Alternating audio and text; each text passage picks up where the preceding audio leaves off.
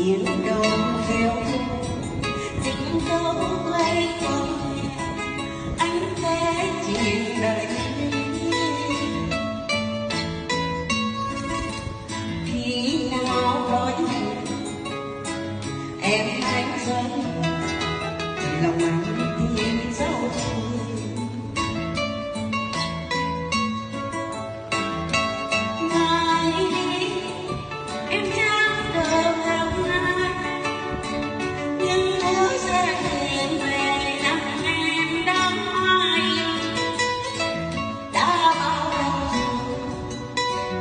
cánh hoa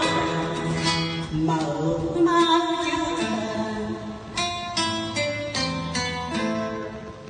biết chuyện tình không ngắn mà chưa